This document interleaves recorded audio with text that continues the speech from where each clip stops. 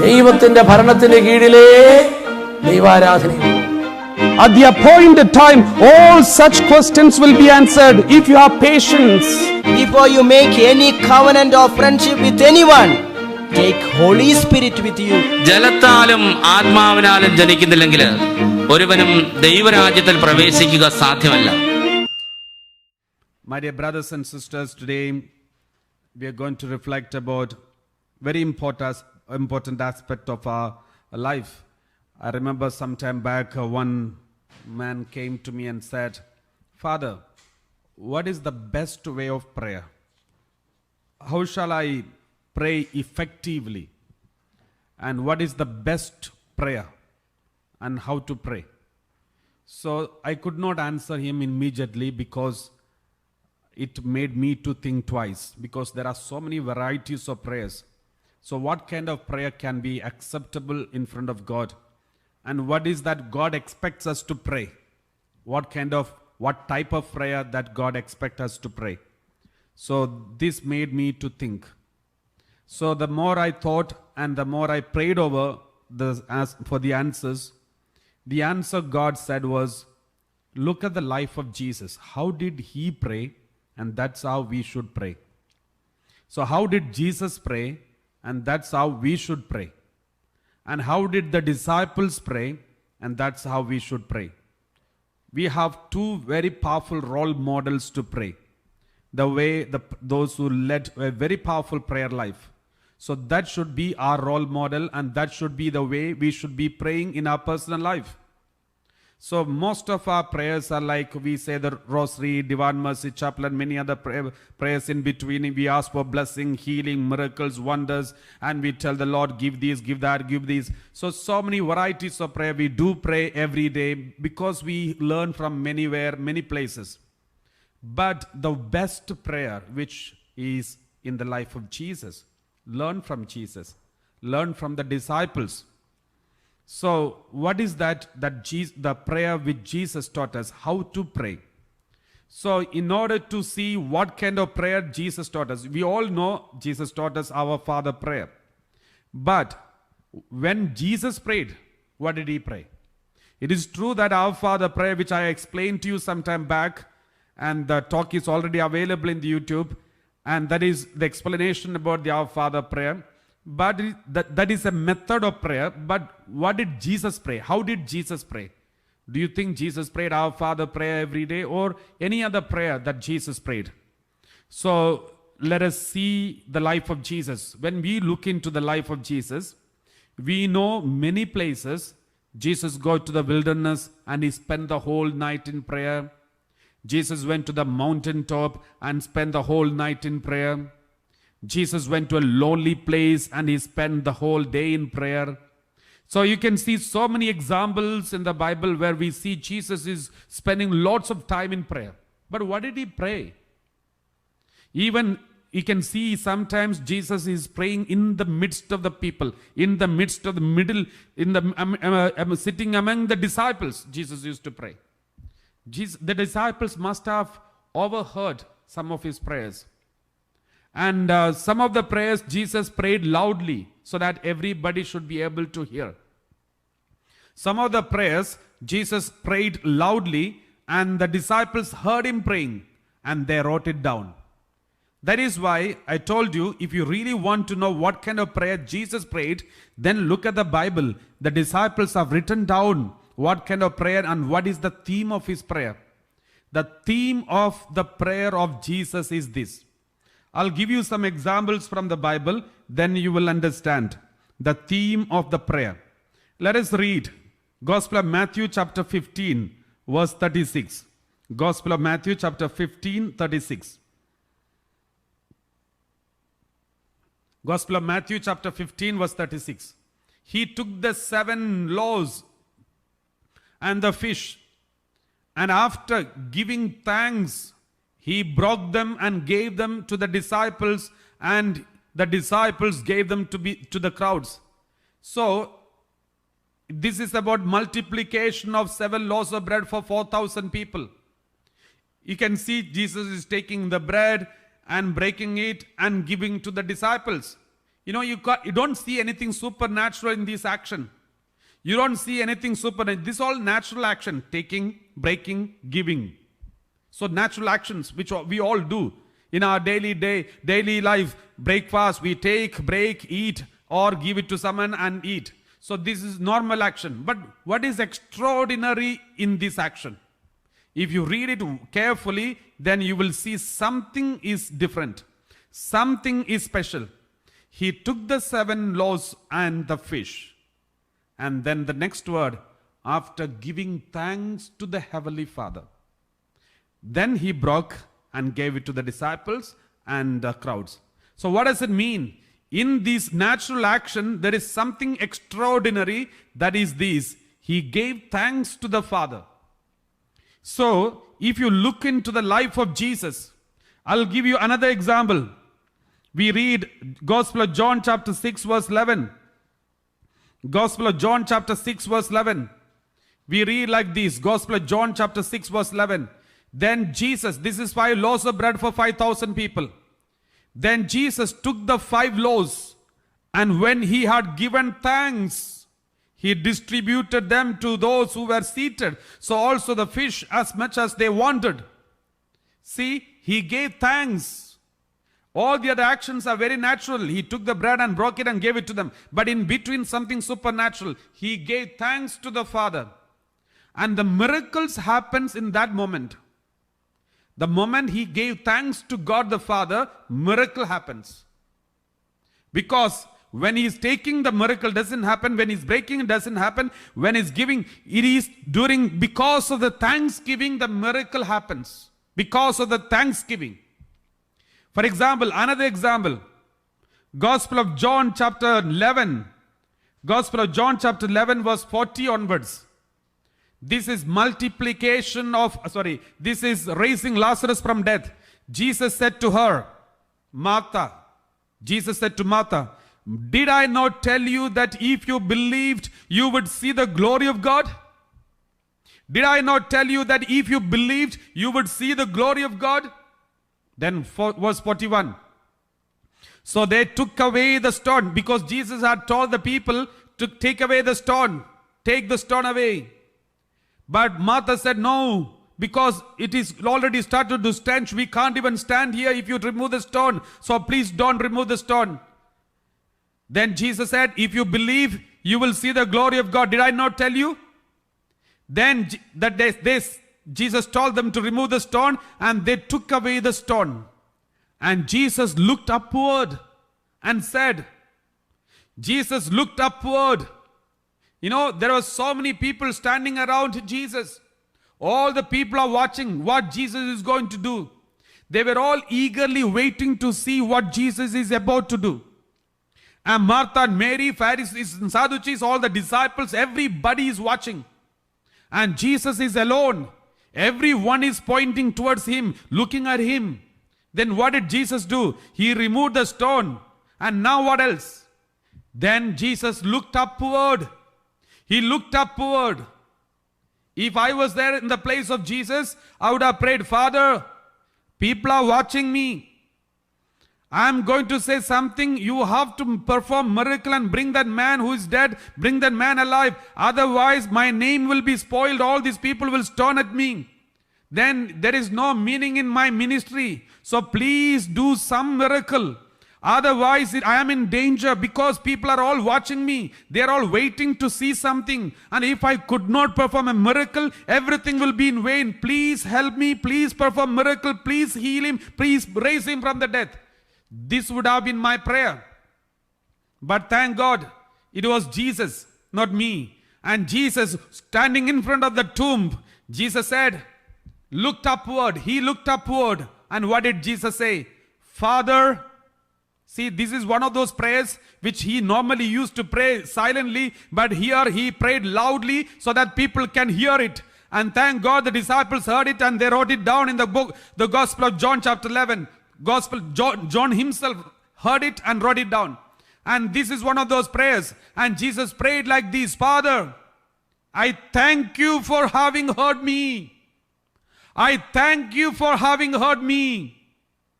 See, Even when Jesus was raising Lazarus from death, his prayer was this: I thank you for having heard me. Next one, verse 42. I knew that you always hear me, but I have said this for the sake of the crowd standing here, so that they may believe that you sent me. I pray it loudly so that these people should hear it. My dear brothers and sisters, this is the attitude of Jesus. This is the type of prayer which Jesus always pray. Thanksgiving. Thanking God the Father. Before the miracle, he pray as if he already got it.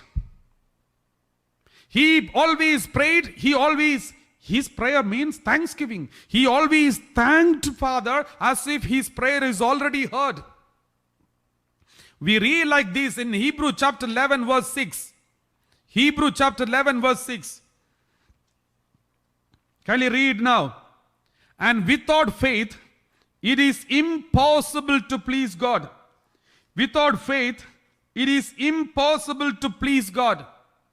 For whoever would approach him must believe that he exists and that he rewards those who seek him. Anyone who approach God, the first thing that we should believe is this: God exists. Second thing, he will reward those who seek him. He will reward those who seek him. You have to believe it. You have to believe it already inside and start thanking God as if he already got it. You already got it, so thank him. Remember, the multiplication of 7 loaves of bread for 7,000 people was a result of thanksgiving. Jesus took the 7 loaves and gave thanks. Then it multiplied. Jesus took the 5 loaves of bread, gave thanks. Then it multiplied. Jesus stood in front of the tomb of Lazarus and gave thanks to the Father, and the dead person came alive. So this is the secret of the prayer of Jesus. He gave thanks. His prayer was thanksgiving. And the miracle happened. When you give thanksgiving, then miracle happens.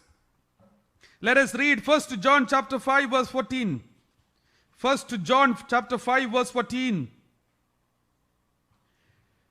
And this is the boldness we have in him, that if we ask anything according to his will, he hears us. If we ask anything according to his will, he hears us. My dear brothers and sisters, therefore, the best prayer, the easy prayer, and the prayer which Jesus practiced in his life, and why Jesus' prayer was so effective, because he prayed with thanksgiving. His prayer was a prayer of thanksgiving. That is why Saint Paul, when he was in the prison, he wrote so many letters. Most of the letters he wrote it because he was in the prison. Otherwise, he never takes rest. He's so busy preaching, going around. Therefore, sometimes God put him in the prison so that he will write down some letters. If Saint Paul was not imprisoned, we would never get these letters in the Bible. Thank God, God permitted him to be imprisoned in between. Whenever he was imprisoned, he had lots of time and he wrote letters one after the another to all the churches in different parts of the places where he converted. And therefore, almost all the letters of Saint Paul is written in the prison. And now, let us read one passage from the Ephesians chapter 5 verse 19 and 20. This was written when he was in the prison.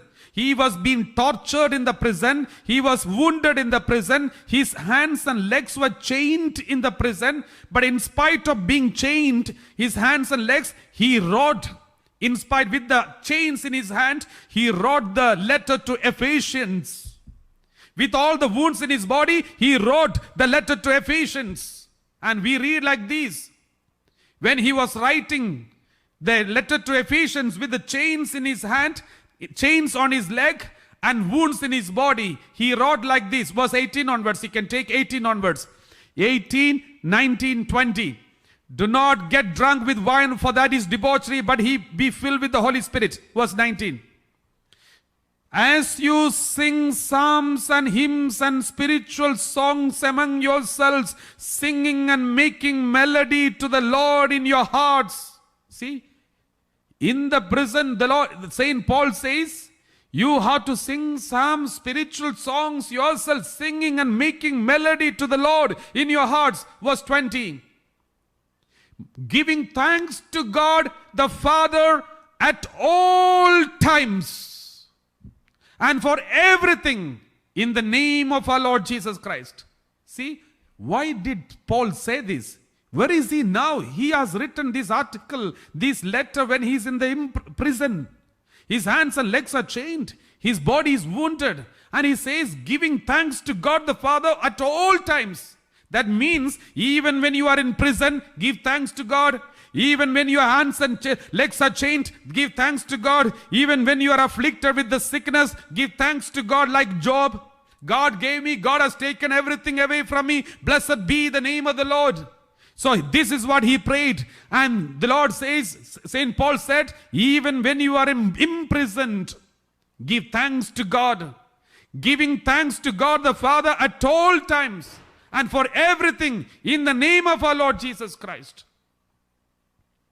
This is very important, my dear brothers and sisters. We read Philippians chapter 4 verse 6 and 7. Philippians chapter 4 verse 6 and 7. We read like this. Do not worry about anything. Do not worry about anything.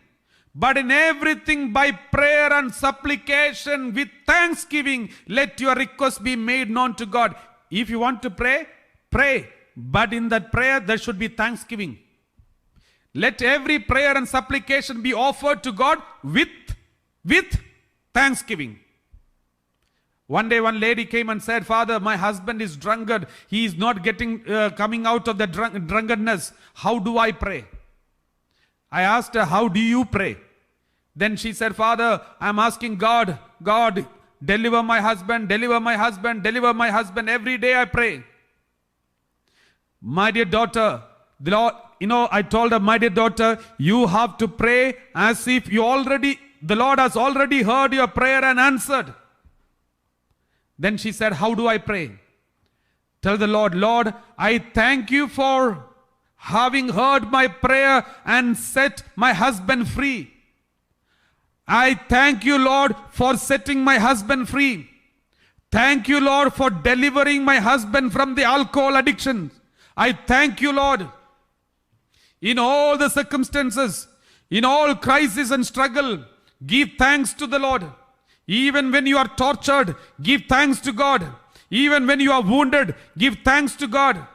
That's why in every sentence, most of the time during the adoration, during the retreat, during the preaching, we say, praise the Lord and hallelujah. Because in every moment, every sickness, every crisis, we should thank the Lord.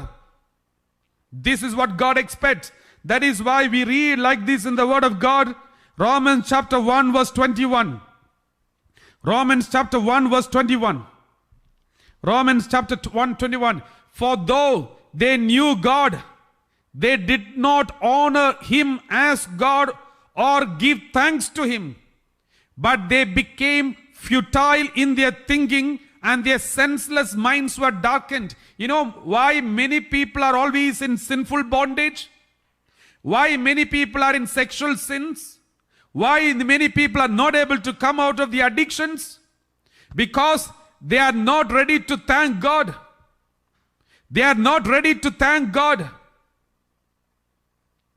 The Lord says, they did not honor God. They did not think God gave me everything. God is the reason why I have this house. God is the reason for my husband. God is the reason for my wife. God is the reason for my children. God is the reason for my intellect. God is the reason why I am a priest here. When I honor God, when I respect him and give thanks to God, that is the biggest protection I can get. But if I'm not ready to thank God the Father for all what I am and what God has given me, that is when my mind will be darkened and my ego will be active, and then I will fall into all kinds of senseless sins. Where there is no thanksgiving, there is sinful life. Verse 22. Verse 22 we read, claiming to be wise, they became fools. Some people, they think intelligent, and therefore they don't thank God, but instead they question God. Where was God when I was suffering? Where was God when I was sick? Where was God? They go on questioning God, forgetting the fact that God is responsible for everything what I am. All the goodness, because all good comes from God. All good, not bad. All good comes from God. James chapter 1 verse 17. James chapter 1 verse 17. James chapter 1 verse 17. Every generous act of giving with every perfect gift is from above. Every generous act of giving with every perfect gift is from above, coming down from the Father of lights, with whom there is no variation nor shadow due to change. There is no darkness. There is no variation. There is no evil that comes from above. Every generous act, every perfect gift comes from God the Father. If there is any goodness in me and my family, if there is any goodness in you and your family, it is because it comes from the Heavenly Father. All the evil that comes from the surroundings, from the world, from other human beings, from the evil one, but all goodness comes from God. Therefore, I should be always grateful to God for all the good things that happen in my life. Praise the Lord. One day one lady came and said, Father, I'm having this back pain for a long time. Please help me, pray for me. So when I prayed for her, the Lord asked, how many years you are suffering from this? Then she said, almost from young age. And she was already around 58 or something. And she was suffering this from her 30 years old, when she was around 30 years old. And she said, Father, for the last 28 years, I'm suffering from this, Father.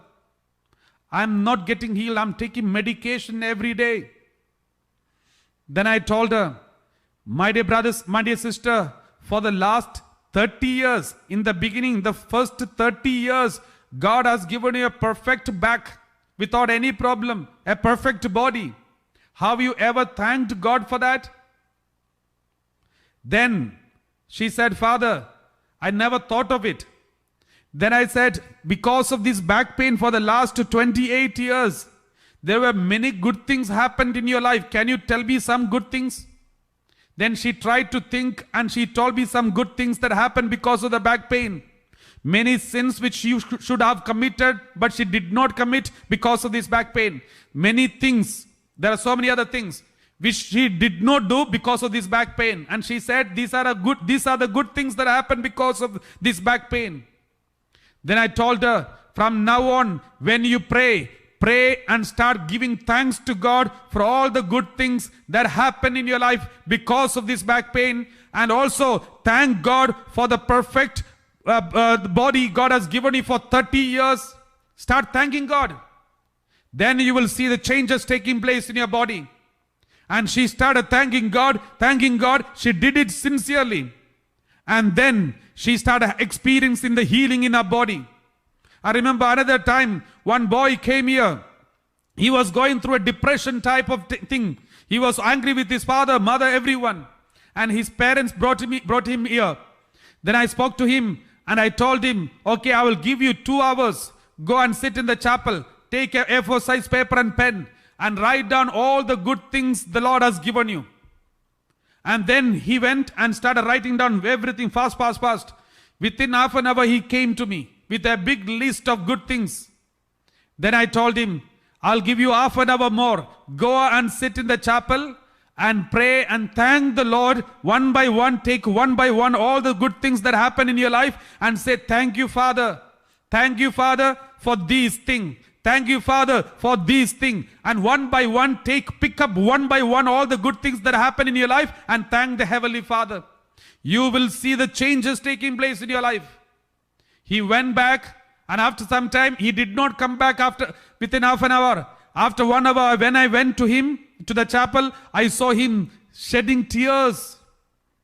Then I told him, my dear son, every day make sure this repeat one by one. You speak to Jesus all the good things the Lord has done in your life and thank him. You will see, you will be delivered. My dear brothers and sisters, the best way to get deliverance, thanksgiving. That is the best sacrifice. Let us read some passage. Psalm 50 verse 14 and 15. Psalm 50 verse 14 and 15. Let us read. Offer to God a sacrifice of thanksgiving. Pay your vows to the Most High. Offer to God a sacrifice of thanksgiving. That means thanksgiving is a sacrifice. Eucharistia. Eucharist means thanksgiving sacrifice. The Holy Eucharist itself is a thanksgiving. Offer to God a sacrifice of thanksgiving means Eucharist. Eucharistia means sacrifice of thanksgiving. Praise the Lord. Let us read Exodus chapter 23 verse 25. Exodus chapter 23 verse 25. Let us read Exodus chapter 23, 25. You shall worship the Lord your God, and I will bless your bread and your water, and I will take sickness away from among you. If you worship God, thank you, Lord. Worship means thanksgiving. If you thank the Lord, He will give you, He will bless your bread and water, means your livelihood. Then He will take all the sickness away from you. When you give thanks to God, sickness will be healed. Your job will be blessed. If you don't have job, thank God for all the jobs you got in the past. Give thanks to God, and give thanks to God in advance for the job you are going to get. You will see the miracles happening in your life. Let us read Psalm 30 verse 1 onwards. Psalm 30 verse 1 onwards. Psalm 30 verse 1 onwards. I will extol you, O Lord, for you have drawn me up and did not let my foes rejoice over me. I will extol you, I will praise you. I will praise you, Lord. Verse 2. O Lord my God, I cried to you for help and you have healed me. I extol you, exalt you, and then you healed me. See, when you praise God, the second step, healing. Verse 3. And you brought up my soul from Sheol, restored me to life from among those gone down to the pit. When I praise God, you heal me, you deliver me. Let us read Psalm 103 verse 1 onwards. Psalm 103 verse 1 onwards. Bless the Lord, O my soul, and all that is within me. Bless His holy name. See, Bible speaks about blessing the Lord, praising God, thanking God. Then verse 2. Bless the Lord, O my soul, and do not forget all His benefits. Don't ever forget all the benefits God has given you, but give thanks to God. Give thanks to God. Verse 3. Who forgives all your iniquity. If you thank God, He will forgive all your iniquity and He will heal all your diseases. See, the first sentence says, give thanks to God, bless Him, bless Him. Don't forget all the benefits. And then what happens? He will forgive all your iniquity and He will heal all your diseases. The best way to get healing, thank God. Thank you. You know, if your husband or if your father is sick, thank God for your father. Thank God for all the good things that happen through your father. Thank God for the life that God has given to your father. Then you will see the miracle. Then God will be in charge of your father. You are giving authority in the hand of God. The authority on your father, you are giving in the hand of God, not in the hand of the doctors or anybody. God will be in charge and God will guide the doctors. God will help your father through your doctors or whoever may be. Therefore, give thanks to God the Father, my dear brothers and sisters. Let us read one very important passage, Book of Tobit. Book of Tobit, chapter 12, verse 1 onwards. This is very important chapter. Let us read chapter 12, verse 1 onwards. When the wedding celebration was ended, you know the story of Tobit is a beautiful story. Tobit and Tobias and Raphael and all these stories. It's a very beautiful story. So, Tobias was helped by Raphael, angel Raphael, and they got married and they brought him money which was pending. And then once they reached home, this is what happened. When the wedding celebration was ended, Tobit called his son Tobias and said to him, "My child, see to paying the wages of the man who went with you and give him a bonus as well." See, there was an angel. They didn't know that he was angel. Raphael came and helped Tobias, but they didn't know that he was angel. They thought he's a stranger. And now they are thinking of giving some money to him and help him and support him and give thanks to him by giving money. Then verse 2. He replied, "Father, how much shall I pay him? It would do no harm to give him half of the possessions brought back with me." You think half of the property, the possession I got, I should give him because he was very helpful. Verse 3. "For he has led me back to you safely." See, these are the good things he did to me. He led me back to you safely. He cured my wife. He brought the money back with me and he healed you. How much extra shall I give him as a bonus? How much I should give? Because he did a lot of things. They didn't know that he was an angel. Verse 4. Tobit said, "He deserves, my child, to receive half of all that he brought back. He deserves it. You should give half of the property, half of the possessions you should give him." Verse 5. So Tobias called him and said, "Take for your wages half of all that you brought back and farewell." So take this money and go back home. You can go peacefully. Verse 6. Then Raphael called the two of them privately. Two means Tobias and Tobit, both of them privately, and said to them, "Bless God and acknowledge him in the presence of all the living for the good things he has done for you." Everybody repeat after me. This is very important. Bless God and acknowledge him in the presence of all the living for the good things he has done for you. Bless and sing praise to his name.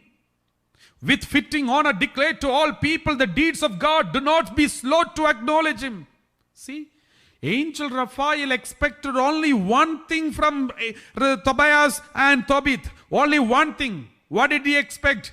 Bless God. I don't want your money. I don't want any of your support. I don't want anything else. I want only one thing. Bless God and acknowledge him in the presence of all the living for the good things he has done for you. Bless and sing praises to his name with fitting honor. Declare to all people the deeds of God. You have to declare it. That's why we ask you to give your testimonies. If God has blessed you, it is not your private property. It should be announced. It should be pronounced. Announced to the whole world. In front of all the livings. With fitting honor, declare to all people the deeds of God. With fitting honor, declare to all people the deeds of God. Do not be slow. Do not be slow to acknowledge him. Do not be slow to acknowledge him. If God has given you a blessing, acknowledge it publicly. Declare to all people the deeds of God. Verse 7. Verse 7. It is good to conceal the secret of a king. Okay, the kingly secrets, you can keep it, conceal it. But to acknowledge and reveal the works of God, and with fitting honor to acknowledge him. Do good and evil will not overtake you. My dear brothers and sisters, if you hide the secrets of God, if you hide the blessings of God, evil will overtake you. It's okay. The secrets of the government, you can keep quiet. Don't tell anyone. The secrets of your officers, keep quiet. And the secrets of your king, queen, and the president, and all the secrets, you can keep quiet. Don't worry, you keep it secret. But you have to acknowledge and reveal the works of God. It should not be secret. It should be acknowledged. It should be announced. The healings and miracles and any good thing that Lord has given you, you have to announce it. Even in the midst of suffering, if you are able to carry the suffering, even when you are sick, if you are able to accept it, that is also good things the Lord has given you. You have to acknowledge it. Do good. That is a good action. Otherwise, evil will overtake you. Do good and evil will not overtake you. Verse 8. Prayer with fasting is good, but better than both is almsgiving with righteousness. Prayer and fasting is good. But more than that, almsgiving and righteousness is more good. A little with righteousness is better than wealth with wrongdoing. Some people collect money, but wrongly collected. They run liquor business and collect money. They keep liquor bottles in their home and give it during the lockdown, sell it with their friends and collect money. The Lord says, a little with righteousness is better than wealth with wrongdoing. It is better to give alms than to lay up gold. We keep golds and golds in our bag, but we are not ready to give alms to the people who are poor. We are not ready to give. Verse 9. For almsgiving saves from death. Almsgiving will save you from death and purges away every sin. If you have any sin which you have forgotten to confess, if there is any sin which you have not repented enough, then if you give almsgiving, it will save you from death and also it will remove many of your sins. Those who give alms will enjoy a full life. Who says? Angel Raphael. It's not a human advice. It's from God. It's an angel who says this. Those who give alms will enjoy a full life. Verse 10. But those who commit sin and do wrong are their own worst enemies. Those who commit sin, and they are the enemies. They are the biggest enemy for themselves. Not the devil. Not anyone else. Those who are committing sin, do wrong, are their own worst enemies. Verse 11. I will now declare the whole truth to you and will conceal nothing from you. Already I have declared it to you when I said it is good to conceal the secret of a king, but to reveal with due honor the works of God. You have to reveal the due honor of God, the due honor, reveal the secrets, the work of God. Verse 12.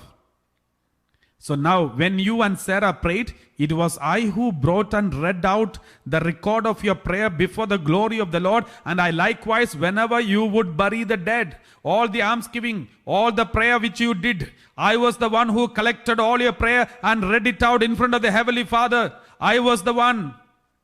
See, the angels are carrying your prayers and reading it out in the presence of God the Father. Verse 13. And that time when you did not hesitate to get up and leave your dinner to go and bury the dead. See, he's revealing all the secrets about Tobit. Even when you are not ready to, when you are not hesitant to get up and leave your dinner table to go and bury the dead. I was watching you. Next one. I was sent to you to test you.